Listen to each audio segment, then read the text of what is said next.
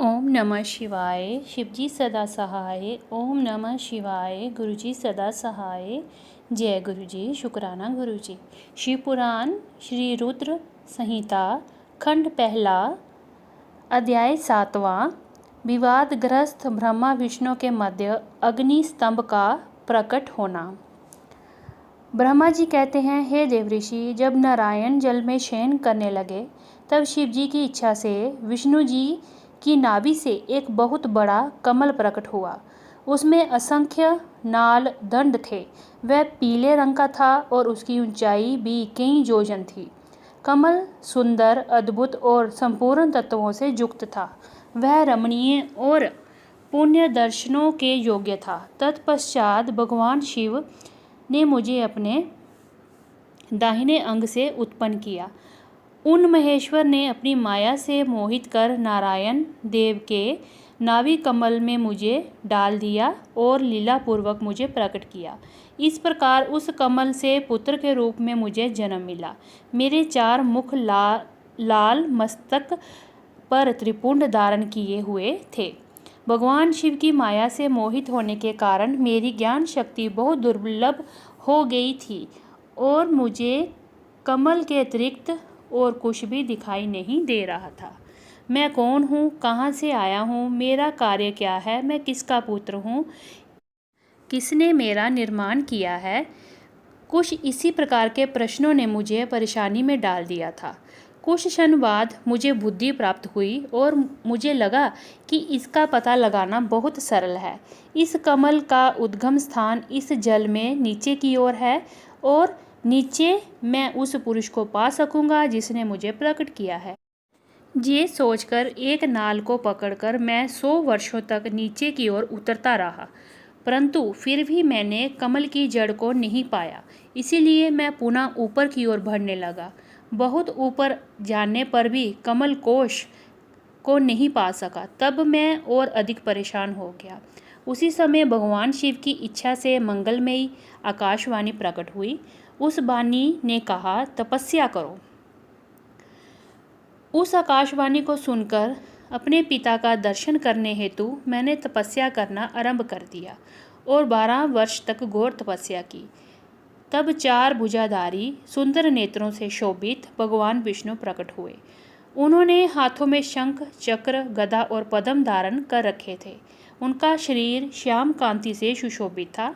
उनके मस्तक पर मुकुट विराजमान था तथा उन्होंने पीताम्बर वस्त्र और बहुत से आभूषण धारण किए हुए थे। वह करोड़ों कामदेवों के समान मनोहर दिखाई दे रहे थे और सांवली व सुनहरी आभा से शोभित थे। उन्हें वहां देखकर मुझे बहुत हर्ष व आश्चर्य हुआ। भगवान शिव की लीला से हम दोनों में विवाद छिड़ गया कि हम में बड़ा कौन है। उसी समय हम दोनों के बीच में एक ज्योतिर्मयी लिंग प्रकट हो गया। हमने उसका पता लगाने का निश्चय किया। मैंने ऊपर की ओर और विष्णु जी नीचे की ओर उस स्तंभ के आरंभ और अंत का पता लगाने के लिए चलना आरंभ किया, परंतु हम दोनों को उस स्तंभ का कोई और शोर नहीं मिला। थककर हम दोनों अपने उसी स्थान पर आ गए। हम दोनों ही शिव जी की माया से मोहित थे। श्री हरि ने सभी ओर से परमेश्वर शिव को प्रणाम किया। ध्यान करने पर भी हमें कुछ ज्ञात न हो सका। तब मैंने और श्री हरि ने अपने मन को शुद्ध करते हुए अग्नि स्तंभ को प्रणाम किया। हम दोनों कहने लगे, महाप्रभु, हम आपके स्वरूप को नहीं जानते। आप जो भी हैं, हम आपको नमस्कार करते हैं।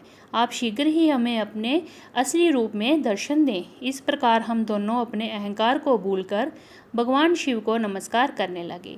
ऐसा करते हुए हमें 100 वर्ष बीत गए। 7वां अध्याय समाप्त। 8वां अध्याय ब्रह्मा विष्णु को भगवान शिव के दर्शन। ब्रह्मा जी बोले, मुनि श्रेष्ठ नारद, हम दोनों देवता घमंड को भूलकर निरंतर भगवान शिव का स्मरण करने लगे। हमारे मन में ज्योतिर्लिंग के रूप में प्रकट परमेश्वर के वास्तविक रूप का दर्शन करने की इच्छा और प्रबल हो गई। शिव शंकर गरीबों के प्रतिपालक, अहंकारियों के गर्भ को चूर करने वाले तथा सबके अविनाशी प्रभु हैं। वह हम पर दया करते हुए हमारी उपासना से प्रसन्न हो गए। उस समय वहाँ उन सुर श्रेष्ठ से ओम नाद स्पष्ट रूप से सुनाई देता था। उस नाद के विषय में मैं और विष्णु जी दोनों यही सोच रहे थे कि ये यहाँ से सुनाई पड़ रहा है। उन्होंने लिंग के दक्षिण भाग में सनातन आदि वर्ण आकार का दर्शन किया, उत्तर भाग में उकार का, मध्य भाग में मकार का और अंत में ओम नाद का साक्षात दर्शन एवं अनुभव किया। दक्षिण भाग में प्रकट हुए आकार का सूर्यमंडल के समान तेजोमय रूप देखकर तब उन्होंने उत्तर भाग में देखा तो वह अग्नि के समान दीप्तिशाली दिखाई दिया। तत्पश्चात ओम को देखा जो सूर्य और चंद्र मंडल की भांति स्थित थे और जिनके शुरू एवं अंत का कुछ पता नहीं था तथा सत्य आनंद और अमृत स्वरूप परम ब्रह्मा पारायण ही दृष्टिगोचर हो रहा था। परंतु ये कहाँ से प्रकट हुआ है, इस अग्नि स्तंभ की उत्पत्ति कहाँ से हुई है, ये श्री हरि सोचने लगे और इसकी परीक्षा लेने के संबंध में विचार करने लगे। तब श्री हरि ने भगवान शिव का चिंतन करते हुए वेद और शब्द के आवेश से युक्त हो अनुपम अग्नि स्तंभ के नीचे जाने का निर्णय लिया। मैं और विष्णु जी विश्वात्मा शिव का चिंतन कर रहे थे, तभी वहाँ एक ऋषि प्रकट हुए।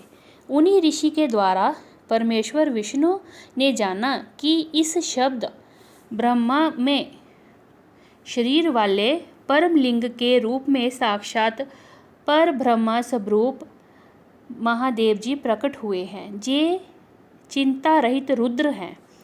पर ब्रह्मा परमात्मा शिव का वाचक प्रणव ही है। वह एक सत्य परम कारण आनंद अकृत परात्पर और पर ब्रह्म है। प्रणव के पहले अक्षर अकार से जगत के बीजभूत अर्थात ब्रह्मा जी का बोध होता है और दूसरे उकार से सभी के कारण श्री हरि विष्णु का बोध होता है। तीसरा अक्षर मकार से भगवान शिव का ज्ञान होता है।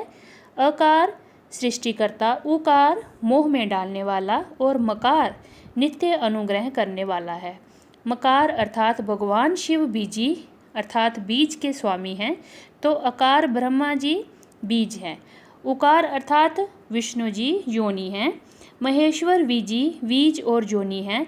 इस सभी को नाद कहा गया है। बीजी अपने बीज को अनेक रूपों में विभक्त करते हैं। बीजी भगवान शिव के लिंग से उकार रूप योनि में स्थापित होकर चारों तरफ ऊपर की ओर बढ़ने लगा। वे दिव्य अंड कई वर्षों तक जल में रहा। हजारों वर्ष के बाद भगवान शिव ने इस अंड को 2 भागों में विभक्त कर दिया। तब इसके 2 भागों में से पहला सुवर्ण में कपाल ऊपर की ओर स्थित हो गया, जिससे स्वर्गलोक उत्पन्न हुआ, तथा कपाल के नीचे के भाग से 5 तत्वों वाली पृथ्वी प्रकट हुई। उस अंड से चतुर्मुख ब्रह्मा उत्पन्न हुए, जो समस्त लोकों के सृष्टा हैं। भगवान महेश्वर ही अ, उ, व, म त्रिविध रूपों में वर्णित हैं। इसीलिए ज्योतिर्लिंग स्वरूप सदाशिव को ओम कहा गया है। इसकी सिद्धि यजुर्वेद में भी होती है। देवेश्वर शिव को जानकर विष्णु ने शक्ति संभूत मंत्रों द्वारा उत्तम एवं महान अभ्युदय से शोभित भगवान शिव की स्तुति करनी शुरू कर दी। इसी समय मैंने और विश्वपालक भगवान विष्णु ने एक अद्भुत व सुंदर रूप देखा, जिसके 5 मुख 10 भुजा कपूर के समान गौर वर्ण परम कांति में अनेक भूषणों से विभूषित महान उदार महावीर्यवान तथा महापुरुषों के लक्षणों से युक्त था और जिसके दर्शन पाकर मैं और विष्णु जी धन्य हो गए। तब परमेश्वर महादेव भगवान प्रसन्न होकर अपने दिव्यमय रूप से स्थित हो गए। आकार उनका मस्तक और आकार ललाट है। ईकार दहिना और ईकार बाया नेत्र है। उकार दाहिना और उकार बाया कान है। रीकार दाया एवं रीकार बाया गाल है। ली उनकी नाक के छिद्र हैं। एकार और एकार उनके दोनों होंठ हैं। ओकार और ओंकार उनकी दोनों दंत पंक्तियां हैं। अ और अह देव शिव के तालु हैं। क आदि 5 अक्षर उनके दाहिने 5 हाथ हैं और च आदि बाएं 5 हाथ हैं। त और ट से शुरू 5 अक्षर उनके पैर हैं। पकार पेट है, फकार दाहिना और बकार बायां पार्श्व भाग है। भकार कंधा, मकार हृदय, हकार नाभि है। य से स तक के 7 अक्षर 7 धातुएं हैं जिनसे भगवान शिव का शरीर बना है। इस प्रकार भगवान महादेव व भगवती उमा के दर्शन कर हम दोनों कृतार्थ हो गए। हमने उनके चरणों में प्रणाम किया। तब हमें 5 कलाओं से युक्त ओंकार जनित मंत्र का साक्षात्कार हुआ। तत्पश्चात महादेव जी ओम तत्वमसि महावाक्य दृष्टिगोचर हुआ, जो परम उत्तम मंत्र रूप है। इसके बाद धर्म और अर्थ का साधक बुद्धि स्वरूप 24 अक्षरीय गायत्री मंत्र प्रकट हुआ, जो पुरुषार्थ रूपी फल देने वाला है। तत्पश्चात मृत्युंजय मंत्र, फिर पंचाक्षर मंत्र तथा दक्षिणामूर्ति एवं चिंतामणि का साक्षात्कार हुआ। इन 5 मंत्रों को भगवान विष्णु ने ग्रहण कर जपना आरंभ किया। ईशों के मुकुट मणि ईशान हैं, जो पूरा तत्व पुरुष हैं, हृदय को प्रिय लगने वाले, जिनके चरण सुंदर हैं, जो सांप को आभूषण के रूप में धारण करते हैं, जिनके पैर व नेत्र सभी ओर हैं, जो मुझ ब्रह्मा के अधिपति कल्याणकारी तथा सृष्टि पालन एवं संहार करने वाले हैं। उन वरदायक शिव की मेरे साथ भगवान विष्णु ने प्रिय वचनों द्वारा संतुष्ट चित्त से स्तुति की। इति श्री 8वां अध्याय समाप्त। ओम नमः शिवाय। शिवजी सदा सहाय। ओम नमः शिवाय। गुरुजी सदा सहाय। जय गुरुजी। शुक्राना गुरुजी।